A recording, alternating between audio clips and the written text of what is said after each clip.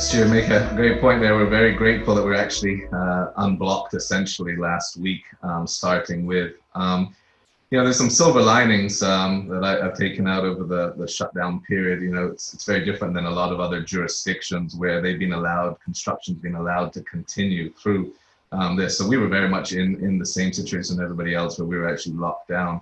And as much as we all are competitors, the developers groups actually got together. We don't have a formal association or whatnot, but really some really great conversations and action points that came out of those discussions. And one of those is just understanding the mass and the value of what the Cayman Real Estate Development Group is like. And so we have a roughly 18 to 20 persons. We assess that they have about $800 million in active sales for about $1.8 billion in projects. Those can stretch out maybe three to 5 years.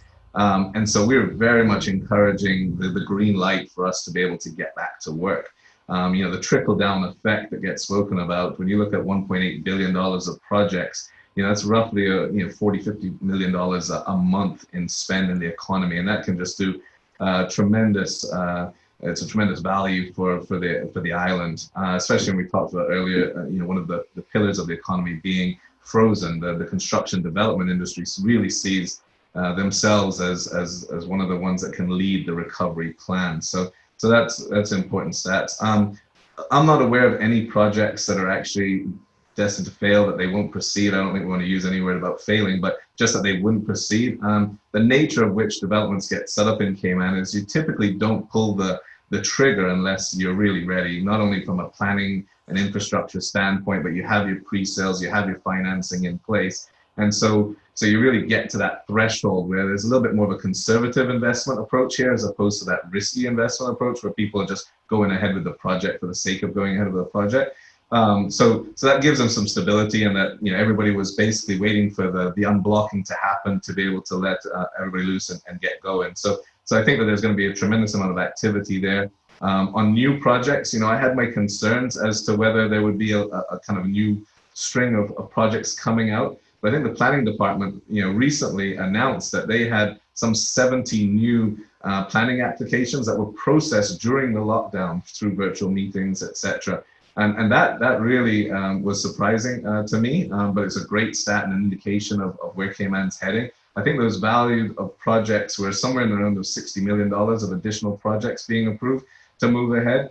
And I know they've done certain things as well with new website, virtual inspections and third-party inspections, just to make the process easier for development. So if we're going to be expected to flow this money through the economy in a short period of time, they really had to step up and be able to accommodate with the requests. And that's kind of been one of the historical problems in terms of how the speed in which projects work. So that was all very positive.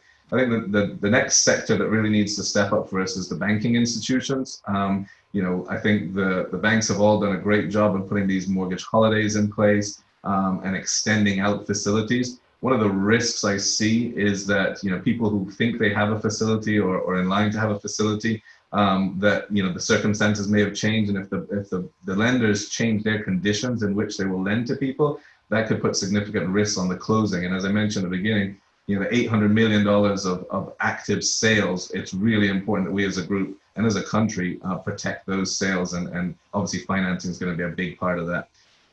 So I think ultimately we'll thrive. Government, the DART group, there's a number of large developers on the island that have major projects that will move the country forward and keep the momentum going.